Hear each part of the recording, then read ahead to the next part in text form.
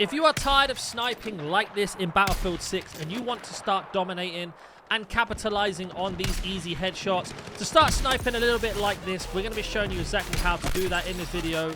Hitting these long range 150 plus meter headshots, pushing areas in captures, and being able to dominate your opponent while running a recon, and basically how to maximize getting collaterals and double headshots in one shot, long range snipers, and just dominating the game overall. And you can see here we are heavily pushing, and we're going to show you all of this in today's video, as well as how to maximize your points using your gadgets and much more. Now, after watching this video, you will be able to push an area just like we're showing you now and absolutely dominate your opponents and get them absolutely trapped into their base area. But first of all, let's talk about the C4. Why C4 is so important and how come it's so overlooked. You can see here we're pushing an area here, throwing down our C4, get the easy kill, move on to the next one. Not only with the C4 can it destroy tanks and other vehicles, it can bring down anti-air. And you can see here, this guy has no idea. 3 C4s, bang, thanks so much for the 1,000 points, 230 damage and much more. And not only that, it can also be good against infantry. You can see here, pull the trigger and get ourselves 500 points. So don't sleep on that. Now the next gadget is going to be the tactical insertion, or I think it's called detection or something. This is really, really good for racking up points, because every single time your team does spawn on that in your squad, you will get 50 points per that. And you'll see in this clip here, we get 50 points and an additional 100 points just for placing in a good area. And it's a really good place to choke hold your opponent. For example, in this clip here, we are pushing towards capture A. Just on my own, looking here to try and push through with a couple teammates around me that aren't in my squad. And I'm thinking, okay, we are going to go ahead and take A. And this is where this device or gadget comes in absolutely clutch. Find a good place to put it. Try and hide it in the bushes when you can. Always put down your little recon beacon, because it's going to give you a little bit of a mini-map. And then you are going to go ahead and place this down, but make sure it is fully animated, because if it doesn't animate like that, it won't be put down. Now I put it down, I'll go ahead and die.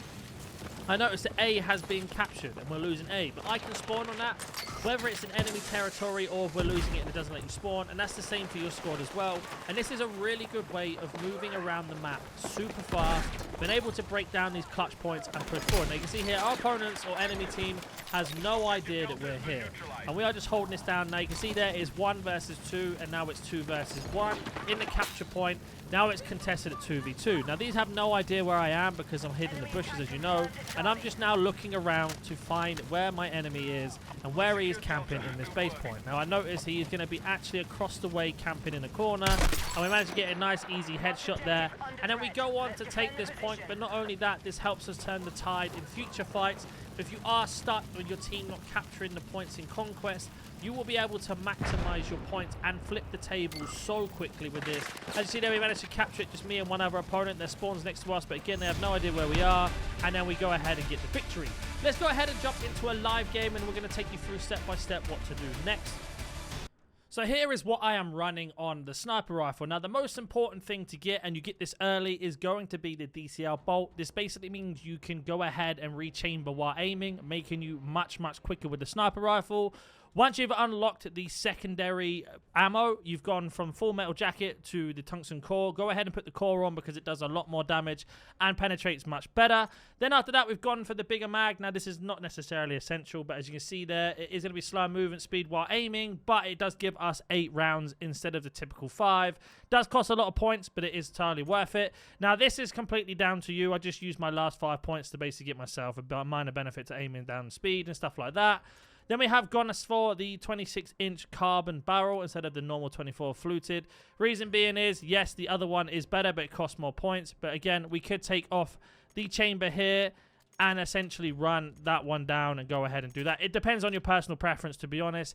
Then we have got ourselves the Ranger Finder, which I love the most because you can zero in, which is the tips in the video. And then last but not least is, of course, the accessory, which is just going to be the normal standard lens. Now, there are multiple ones you can go for. I prefer the 6-time. I just find it very easy. But we could run the 5 times here, and I'll show you some footage with and without it. Starting off with the 5-time in the firing range, we make our way in. You can see there, it looks a little bit like that. Not the biggest fan of it. I find it takes up too much of the screen, but you can see that the zero-in points are absolutely fantastic for it. So it is something you can consider. Or we can go for the other one, which of course is the standard 6, which you'll see almost every single person have. It doesn't take up as much as the screen there, as you can see, and it is quite nice to have. So it depends on your personal preference, but let's go ahead and get into a game. Now, in terms of loadout, there isn't too much to run with. I recommend going with smokes instead of frag grenades. One, it helps your team, and two, you can move if your position is compromised. The rest is very standard. You can also customize the pistol if you want to, but it depends if you're leveling it up or not. Isn't a terrible idea to just try and have a look what you have and what you don't have in case anyway. But like I say, it isn't necessarily essential. It just depends if you've been using it a lot or not. But let's go ahead and get into the game now. So I managed to get into the King's Battery and Conquest, and we're just going to show you how to start the game and how to maximize these choke points. So between C, E, and A on the bottom of this map is going to be the choke point. So we're going to move our way to A, work our way up to C and E, using the recon, of course, and using some of the tips and tricks that we spoke about. So let's go ahead and get into the game. Now, the first thing you want to do is immediately draw out your knife, which is just clicking in the right analog stick, because you will run faster with that. I mean, you get yourself a little bit more of an advantage if you're at the back where we started. As you can see here, we are just going to make our way over to A. Now, once we're here, there are a couple of things we could do strategically, which is put down our insertion, but we are going to wait for that because there's no point doing it just yet, and we can use it a little bit later on to work our way over to this area here.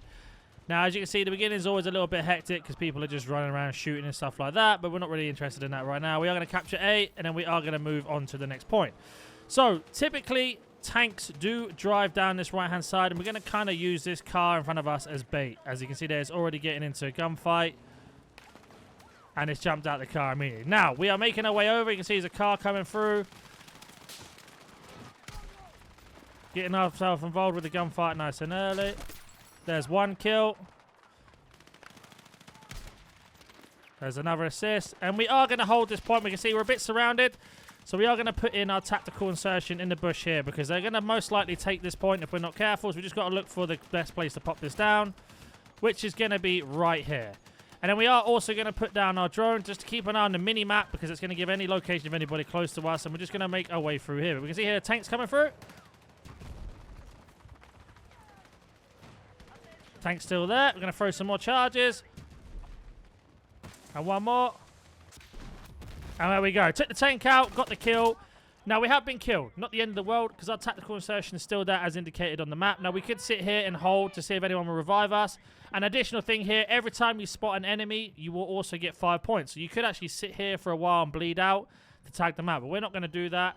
And unfortunately, they have taken our tactical insertion out. But it's not the end of the world, because we can still push our way over. Again, using this choke point. Now, you can see here, our opponent have left themselves in a weird position here where they've given us E, which is absolutely fantastic because it's right next to their spawn.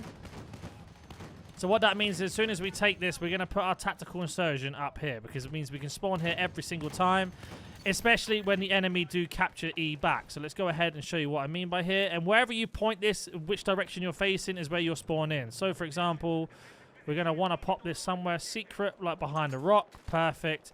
And now we can hold this position even if we lose it, because their headquarters is right here on the right-hand side.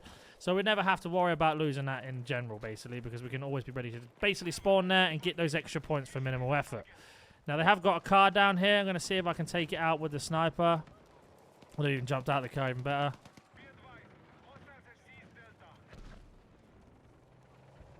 But they have taken C. We are just going to hold this point for a second. We know they're going to spawn from this direction because that's where their headquarters are. And you can see that they're already taking E, which is absolutely fantastic. And if we check our map, it's a game lets me do it. And there we go. Right in enemy deep lines. And before we even go ahead and attack, we're going to make sure, because we spawned on our tactical insertion ourselves, that we have to make sure that we can pop it down again. So that's exactly what we're going to do here. Just like that. We're also going to pop this down as well. Now you can see here we're deep in enemy lines.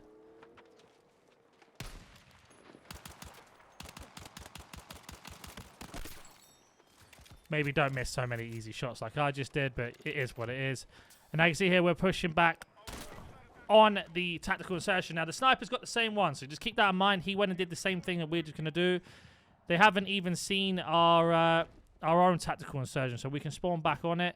But they also have one around this area as well, because they immediately spawn there. So just keep that in mind. As you can see there, we spawn straight in. This has a couple cheap kills. Don't miss shots like I just said in the video.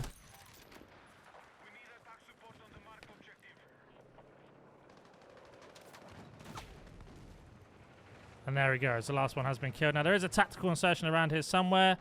They've also destroyed ours. So we are going to go ahead and bring ours back in. You see how easy it is? Start doing stuff like this. Get yourself unbelievable amount of kills. I popped in the tactical insertion in the bush. And now we got ourselves back in a great position. We could take E to get some extra points, but I'm not going to make it. So we are going to make our way back down this area, back to C. And we are just controlling this left-hand side as easy it is. Now, in case anything else happens, we are going to go ahead and fast forward to a bit of the game now. Well, we are taking A back. Now, unfortunately, we've lost our tactical insertion, so we're going to have to go ahead and run that map again. But you see, we're absolutely dominating. We're almost 200-300 tickets ahead of our opponents, which is exactly what we want to dominate this type of game. So we are going to go ahead and claim back A, and then we are going to do the exact same strategy before, call in our UAV to help out our team. And let's go ahead and move forward. Mark one to a different angle.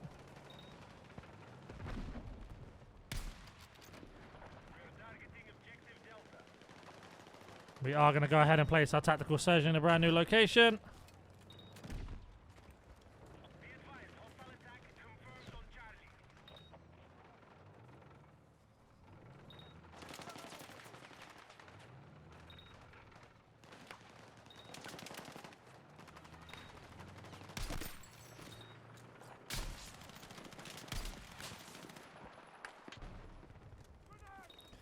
Holding his choke point.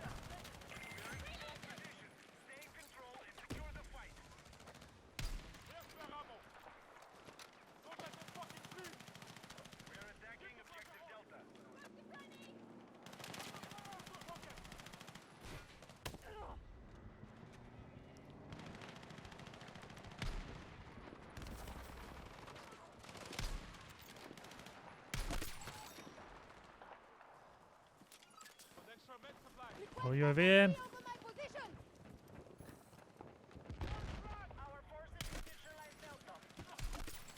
Nice double kill. Pushing in. Like you see here, we're just choking them in. We've got 500 plus tickets, nearly more than our opposition team. I'm just holding these guys in, using our tactical surgeons in the correct place. Looks like there's a tank coming, so we're just going to use our C4. And hold that road if we can. Yeah, 400 damage there, not quite as much as I would have liked, doesn't matter. Comes that tank. And we have been killed, but our tactical insertion is right there. As long as they don't see it, we're going to get ourselves straight back into the battle and pinpoint and choke holding these guys in. And you can see there it is. Just waiting for us to be able to spawn in. And there we go. Back in exactly where we just died.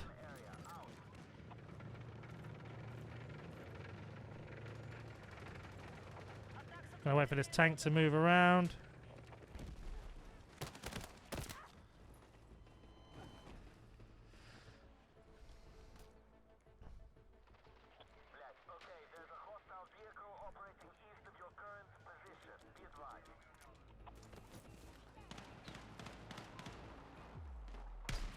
And there you go, victory. Nice and simple as that. Any questions, do comment down below. If you're new to the channel, smash the like button, subscribe, and I'll catch you in the next one.